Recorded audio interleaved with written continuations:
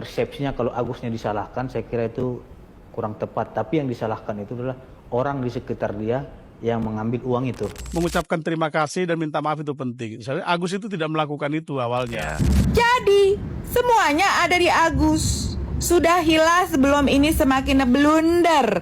Kita ingin ini dikembalikan kepada niat baik yang sudah dimulai sejak awal. Bismillahirrahmanirrahim. Assalamualaikum warahmatullahi wabarakatuh. Nah, kembali lagi bersama saya. Halo warga-warga sosialita, warga-warga plus 62. Nah, kali ini kita akan masih membahas mengenai tentang uang donasi. Nah, ini sampai kapan sih ujungnya ataupun berakhirnya tentang uang donasi ini? Menurut kalian, kapan ini berakhirnya? Coba tulis di kolom komentar. Nah, langsung saja kita simak videonya. Cekidot. Itu orang sudah buta gitu memang tidak baik. Tinggal lagi persepsinya kalau Agusnya disalahkan, saya kira itu kurang tepat. Tapi yang disalahkan itu adalah orang di sekitar dia yang mengambil uang itu. Itu. Iya kan, tentunya kan saya dapat informasi uang itu dibayar hutang. Ada yang dibayar hutang kan? Berarti kan diambil dong dari situ. Kan katanya dikasih Agus. Kan katanya dikasih Agus kan gitu. Pertanyaannya, kalau nggak lu bujuk nggak mungkin dikasih dong. Hah? Sama halnya seperti 378 penipuan. Penipuan itu kan adanya bujuk rayu, memperdaya orang, mempergunakan orang sehingga orang itu terperdaya dengan segala macam rayu, dia menyerahkan uang. Persoalannya adalah kenapa orang itu tidak menahan diri ketika dia masih dalam susah, fokuskan dulu ke perobatannya gitu loh. Ini ada yang mengatakan ini adalah yang salah adalah bukan Agus, ya. Akan tetapi orang sekelilingnya Agus yang memanfaatkan kesakitan ataupun sakitnya Mas Agus ini. Nah, bisa jadi yang dimaksud dalam video tersebut adalah Wawa serta ya orang-orang terdekatnya lah. Ya, menurut kalian bagaimana dengan video tersebut?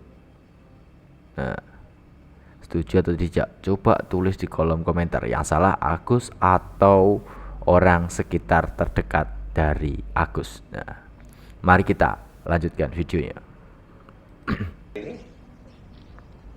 Jadilah polemis kalau terkenal, dapat penghargaan, terus bilang ini prestasi, bukan sensasi kan? Gitu. Itu memang prestasi Mas Farhad Abbas. Mbak Novi berjuang di jalan yang benar, sering membantu orang, sedangkan Anda membuat ribet klien-klien Anda. Setuju tidak kawan-kawan?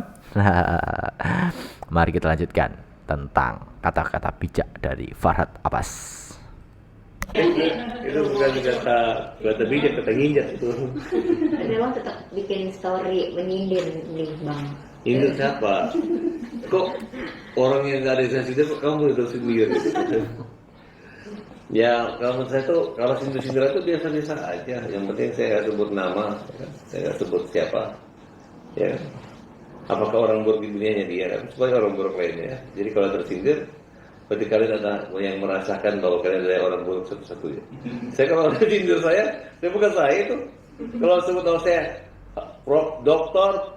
Haji Muhammad Farhad Abbas SH.MH yang lahirnya tanggal 22 Juni 2006. Itu saya Farhad, baru saya tersinggung.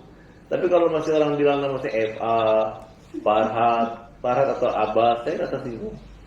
Justru saya Lah, nyatanya bikin story di IG, katanya nggak tersinggung. Gimana ini orang ini? Licin memang lidahnya. Ya, betul atau tidak? Coba tulis di kolom komentar ya teman-teman. Mari kita lanjutkan. Saya pikir mungkin orang lain ya yang sama nama saya gitu. Mungkin dirinya tapi menggunakan nama Farhad gitu kan, kira-kira seperti itu. Nah Bang, ini artinya dari perdamaian Abang dan Bang Densu, maksudnya banyak peran dari Pak Mensos dan Pak Yusuf Hamka ya Bang, maksudnya untuk gimana ya Ya, mempengaruhi kalau Pak perdamaian. Yusuf dan Pak Mensos ditanya kan sebenarnya bukan peran mereka. Pasti dia bilang karena ada kelembutan dan kerendahan hati Pak Tabas. Kalau saya keras. Kalau nggak ada bapak-bapak ya saya nggak lembut, gitu kan? Bapak adalah seseorang yang saya hormati, ya Bapak sebagai orang tua kita. Kalau nggak ada lagi orang tua yang kita hormati, saya aja negur mantan istri dan mantan ponakan aja nggak didengar, saya marah kok. Saya putuskan hubungan mereka, saya blok semua telepon mereka, saya marah. Saya nggak mau dong diblok, diputuskan hubungan. Jadi sudah memblokir. Ataukah memang Anda itu memang orangnya ribet ya? Ya, bagaimanakah dari warga-warga netizen yang budiman ini terkait watak ataupun sifat dari Farhad Abbas? Coba tulis di kolom komentar, saya ingin tahu tentang sifat ataupun watak dari Farhad Abbas. Mari kita lanjutkan videonya. Mengucapkan terima kasih dan minta maaf itu penting. Misalnya Agus itu tidak melakukan itu awalnya. Kami pun siap kok dari donatur untuk mencabut laporan polisi terhadap Agus. Kami pun siap untuk mencabut gugatan. Persoalan kita tidak karena personality sesama lawyer. Persoalan kita adalah membangun argumentasi, mempertahankan daripada apa yang harus dibela kepada klien masing-masing. Buat Agus ya, tidak perlu harus merasa malu, harga diri dan lain-lain. Mengucapkan terima kasih itu hal yang positif sih menurut saya ya. Ya, terima kasih, tolong, dan maaf. Itu memang ya sangat simpel, sepele, tapi itu sangat membantu. Nah, itu bisa lebih menghargai kita ketika setelah minta tolong mengucapkan terima kasih, setelah dibantu ucapkan terima kasih, ketika ingin bantuan minta tolong, dan ketika melakukan kesalahan kita minta maaf. Itu ketiga kata-kata ataupun perilaku yang mungkin bisa kita membuat kita memanusiakan manusia ataupun orang lain memanusiakan kita. Nah, jadi jangan lupa maaf, terima kasih, dan juga minta tolong. Ya, itu tiga kata ataupun tiga perilaku yang sangat dipuji. Ya, salut sama kuasa hukum donatur karena bijaksana dan Anda orang baik. Betul atau tidak? Coba tulis di kolom komentar. Nah, mari kita lanjutkan. Pablo ya, singkat saja ya Mas. Iya baik. Pak Pablo tadi bilang apa tadi? Kalau dari kemarin baik-baik saja, mungkin Mas Agus sekarang udah Selesai. Justru ya karena permasalahan seperti itu makanya nggak selesai sampai sekarang. Kalau misalnya ada tindakan dari awal dari tetehnya tersendiri, pasti ini nggak bakalan terjadi. Mungkin masih bisa lah mata Agusnya terobatin gitu. Itu kenapa nggak terjun langsung datengin ke Agus gitu? dan sudah disuratin ya, Mas Agus. Cuman disuratin aja, Sudah tapi kan diberitahu. tidak ada tindakan juga gitu. Maksud aku dampingin lah, gitu. Setidaknya kan janji awal mendampingin, tapi tidak ada dampingan itu aja sih. Ya, ada kerinduan dari lubuk hati paling dalam. Sesungguhnya coba dibangun komunikasi, didatengin. Nah, kita sudah tangkap. Nanti kita akan cari waktunya untuk ketemu, oke? Nah, jadi pengen didampingi sebenarnya Agus itu ya. Tapi kan Agus sudah mencari pendamping yang lain. Jadi Jangan gimana salah. dong? Tenong harus bilang Jangan salah pasangan. Nanti di JJ-in kamu, Mas Agus. Mari kita lanjutkan. apa, sedangkan pendamping yang lain ini. Jadi gimana dong? Tenong harus bilang apa? Sedangkan pendamping yang lain ini sudah memilih jalan yang mainstream, yang kontroversial. Aduh. Tapi benar kata Mas Pablo tadi ya, sebenarnya kalau huru-hara ini tidak terjadi, mungkin Mas Agus sudah bisa diobati ke Singapura. Karena memang itu adalah tujuan awal. Ini malah tertunda kan beberapa waktu, sehingga yang terjadi malah sebaliknya. Mas Agus yang sempat karena pelaporan itu ya, sempat harus ke sana ke sini bikin laporan, bersaksi segala macam. pergi ke podcast. Ini kan hal yang nggak harus dilakukan sebenarnya. Kalau di awal itu ya nggak usah lapor, diselesaikan aja secara kekeluargaan. Ya, memang betul. Semakin banyak bicara dari pihak Mas Agus, akan semakin rumit nanti ketikanya. Karena banyak validasi yang harus Mas Agus keluarkan ataupun Mas Agus ungkapkan ke media-media sepertinya. Ya, seperti hanya ketika Mas Agus melaporkan seperti yang dikatakan dari Mbak Keisha Kitty ini, ya sangat disayangkan ketika mendapatkan suatu momentum ataupun golden time dengan uang yang setelah ada tertunda karena adanya pelaporan, adanya pertanggungjawaban ya mestinya. Mari kita lanjutkan. Tapi ya sudahlah ya. Nah, kita ini emang gemas kali kalau udah begini nih. Oke. Kembali ke topik awal kita, perdamaian. Akankah tercapai kalau kita lihat kuasa hukum Mas Agus ini masih kekeh? Bahkan ketika kuasa hukum Teh Novi Mas Pablo ini menyampaikan ya di iNews terbuka bahwasanya kita sudah undang untuk mediasi hari Jumat besok. Terus kuasa hukum Mas Agus ini, oh tidak bisa. Terus ini gimana? Apakah akan ada titik temu dalam waktu dekat? Ataukah ketemu jalan buntu lagi masing-masing pada pendiriannya? Oh iya, sempat disampaikan bahwasannya dari kuasa hukum Mas Agus ini bilang, kembalikan uang 1,3 M ke rekening Mas Agus, maka laporan saya cabut. Kira-kira menurut teman-teman gimana? Apakah teman-teman setuju nih dengan pendapat dari kuasa hukum Mas Agus?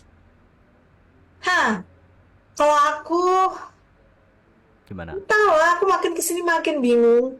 Jadi ujung-ujungnya udah deh terserah deh mau apa gitu. So, oke, kita sebagai netizen kita lihat nanti. Tapi prediksiku hari Jumat nanti nih kuasa hukum Mas Agus nggak datang. Ini prediksiku. Ya, dari pernyataan dalam video ini tadi ya, itu mengatakan bahwa ya intinya ataupun permasalahannya adalah dari kuasa hukum Mas Agus sendiri. Ya, ketika seseorang kurang paham ataupun kurang cakap hukum, ya lebih baik datang ke LBH saja, karena dimana di sana akan akan dibantu, akan ditolong, sehingga ya itu mungkin tidak akan lebih memperumit, karena di sana telah disarankan begini. Ya, itu sebagai pelajaran buat kita semua. Ya, jadi jangan tumpul akan hukum, paham hukum itu perlu. Oke, mari kita lanjutkan videonya. Teh Novi, Barbara izin tag ya. Jadi barusan Teh Novi 6 menit yang lalu tuh sempat ngepost sesuatu. Mau lihat nggak?